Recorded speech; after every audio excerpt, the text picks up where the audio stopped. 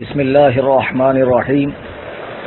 میں فقیر محمد کلیم حنفی رضوی ممبئی سے کل 29 سپٹمبر کو میں نے جناب سید فرید الحسن صاحب کے نام ایک آڈیو جاری کیا تھا اور انہیں میں نے ٹائم دیا تھا کہ وہ کل مجھ سے 3 سے 6 کے درمیان دوپہر میں میرے نمبر پر رابطہ کریں۔ وقت گزر گیا، ان کی کوئی کال مجھ تک نہیں آئی، البتہ ان کے 2-4 مریدوں نے مجھے فون کیا اور خوب کھری کھوٹی سنائی، گالی گلوچ کی، جس کی ساری ریکارڈنگ میرے پاس موجود ہے۔ نہ صرف مجھے گالیاں دی بلکہ حضور تاج الشریعہ کو اور دیگر علماء کرام کو گالیاں دی۔ بہرحال کتا اگر کاٹ لے تو بدلے میں کتے کو نہیں کاٹا جاتا ہے، یہ بات مشہور ہے۔ اب میں عرض یہ کرنا چاہ رہا ہوں، جناب فرید الحسن صاحب قبلہ، آپ نے اپنے لیٹر میں حضور تاج الشریعہ پر توبہ کو ضروری قرار دیا اور توبہ نہ کرنے کی صورت میں سخت کارروائی کرنے کی دھمکی دی ہے۔ پہلی بات تو یہ ہے کہ آپ نے توبہ کی بنیاد رکھی کس چیز پر؟ اس بات پر کہ حضور تاج الشریعہ مولانا تطہیر رضا اور علامہ ضیاء المصطفیٰ کے ساتھ پروگرام کرتے ہیں یا انہیں دعا دیتے ہیں یا ان کا ساتھ دیتے ہیں، اور آپ کے نزدیک یہ لوگ شرعی مجرم ہیں، خاطی ہیں۔ بتایا یہ جائے کہ جب حضور تاج الشریعہ نے 2 موقع عنایت کیے آپ کو اور ان حضرات کو جن کی حمایت میں آپ اٹھے ہیں، مولانا سنابل رضا، مولانا شمائل رضا، مولانا ادریس رضا صاحب، ان حضرات کو 2 موقع دیے گئے کہ بریلی شریف حاضر ہوں اور ان دونوں کا خاطی ہونا قرآن و سنت کی روشنی میں، فقہائے کرام کی تصریحات کی روشنی میں ثابت کریں۔ یہ لوگ وہاں حاضر نہیں ہوئے اور اس کے بعد سوشل میڈیا پر اور اسٹیج پر اور اس طریقے سے بیان بازیوں کا سلسلہ ان کی جانب سے جاری رہا۔ آخر میں جو شرعی فیصلہ تھا وہ حضور تاج الشریعہ کے قلم حقائق رقم سے بیان ہوا اور دنیا نے دیکھ لیا۔ 26 سپٹمبر کو حضرت نے فتویٰ دیا اور اس کے بعد 27 سپٹمبر کو پیلی بھیت کی سرزمین پر علامہ عزت رضا خان، علامہ ضیاء المصطفیٰ، مولانا تطہیر رضا صاحب، قاری صغیر جوکھن پوری، مفتی سید شاہد علی رامپور، حضور تاج الشریعہ، یہ تمام علماء کرام کا نورانی قافلہ پیلی بھیت میں پہنچا 27 سپٹمبر 2016 کو، اور اسی دن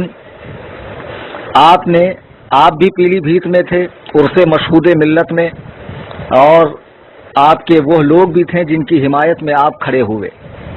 میں پوچھنا یہ چاہ رہا ہوں کہ جب آپ کو بریلی شریف بلایا گیا آپ گئے نہیں، آپ کو موقع دیا گیا کہ ان دونوں کو آپ غلط ثابت کریں، نہ آپ گئے نہ آپ کی جانب سے کوئی عالم دین گیا۔ پھر جب پیلی بھیت میں یہ علماء کرام تشریف لائے، اس وقت آپ پیلی بھیت شریف میں تھے سید صاحب، لیکن آپ حضور تاج الشریعہ کے پاس نہ گئے، نہ مولانا ادریس رضا گئے، نہ مولانا سنابل، نہ شمائل گئے، نہ کوئی گیا، اور جا کر اپنی بات کو وہ ثابت نہیں کر سکے۔ اب مجھے آپ بتائیں کہ آخر آپ کس بنا پہ انہیں خاطی کہتے ہیں؟ جب سامنے بیٹھ کر ثابت کرنے کی آپ میں اہلیت نہیں ہے، آپ میں طاقت نہیں ہے، صرف بیان بازی سے اہل سنت و جماعت میں انتشار کیوں پیدا کر رہے ہیں؟ آپ نے حضور تاج الشریعہ پہ توبہ کو لازم قرار دے کر اتنی بڑی غلطی کی۔ غور کرنے پر معلوم پڑتا ہے کہ کئی وجہوں سے خود آپ پر توبہ لازم ہے۔ اگر عوام اہل سنت، ایک عام آدمی بھی غور کرے اور تھوڑی سی فکر کرے تو وہ جان جائے گا کہ توبہ حضور تاج الشریعہ پر نہیں بلکہ آپ پر ہے۔ مثلا وہ اس لیے کہ آپ اجمیر شریف کے مجاور ہیں، خادم ہیں، اور بقول آپ کے آپ صاحب سجادہ ہیں، تو درگاہ سرکار غریب نواز میں جو خرافات، جو بدعات اور جو خلاف شرع کام اور بعض حرام کام تک ہوتے ہیں، اس کو روکنے کی آپ نے کیا کوشش کی؟ مثلا مرد و زن کا اختلاط ہوتا ہے، دنیا بھر سے لوگ وہاں آتے ہیں، جوان عورتیں، بے نقاب عورتیں، اور باقاعدہ ڈائریکٹ مزار تک ان کی انٹری ہے۔ آپ نے کبھی اسے روکنے کی کوشش کی؟ آپ مسلک اعلیٰ حضرت کی بات کرتے ہیں، آپ کو معلوم نہیں کہ مسلک اعلیٰ حضرت میں عورتوں کا مزارات پہ جانا ناجائز و منع ہے؟ آپ نے کبھی اسے روکنے کی کوشش کی؟ مزار شریف کے بالکل سامنے داڑھی منڈے قوال ایسی ایسی بکواس بکتے ہیں، ایسے ایسے کلام پڑھتے ہیں کہ جن میں کئی جگہ کفر موجود ہوتا ہے۔ بینجو کے ساتھ میں قوالی ہوتی ہے، خلاف شرع قوالی ہوتی ہے۔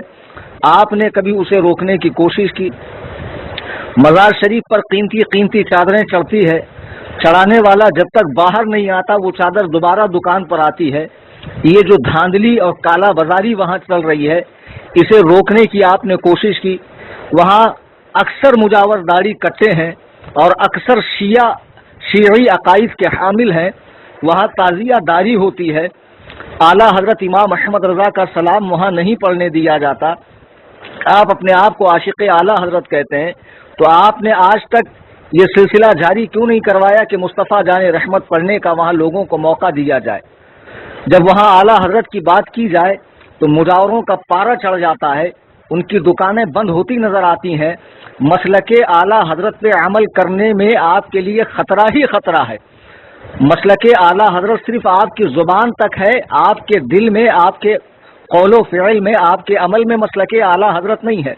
اگر مسلک اعلیٰ حضرت ہوتا تو جو کالا دھاندلی، کالا بازاری وہاں چل رہی ہے، ایک اللہ کے ولی کی مزار پاک پر جسے وہابی دیوبندی ٹارگیٹ بناتے ہیں اہل سنت و جماعت کو، جس کے ذریعے کہ دیکھو یہ سارے کام یہاں ہو رہے ہیں، کیا کچھ نہیں ہوتا ہے، دیگ میں پیسے ڈالے جاتے ہیں، پیسوں کی بربادی ہوتی ہے اور عجیب عجیب قسم کی حرکتیں کی جاتی ہے۔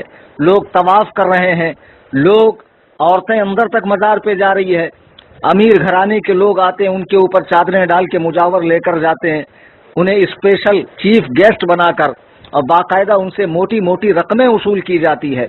اب آپ بتائیں کہ آپ نے ان سارے کاموں کو روکنے کی کوشش کی؟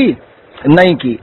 آپ کو حدیث پاک معلوم ہونا چاہیے، صحیح مسلم میں حضرت ابو سعید خدری رضی اللہ تعالی عنہ کی روایت ہے، کہتے ہیں اللہ کے رسول نے فرمایا، قال من رأى منکم منکرا فلیغیرہ بیدہ، جب تم میں سے کوئی بات خلاف شرع دیکھے کوئی شخص تو اسے چاہیے کہ پہلے اپنے ہاتھ سے روکے۔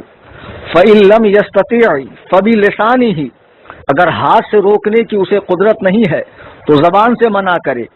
فإن لم يستطع فبقلبہ، اگر اس کی طاقت زبان سے روکنے کی بھی نہیں ہے تو کم از کم اسے دل میں برا جانے۔ وذالک اضعف الایمان، اور یہ ایمان کا کم ترین درجہ ہے۔ دیکھیے یہ ساری چیزیں اجمیر معلیٰ میں ہو رہی ہے۔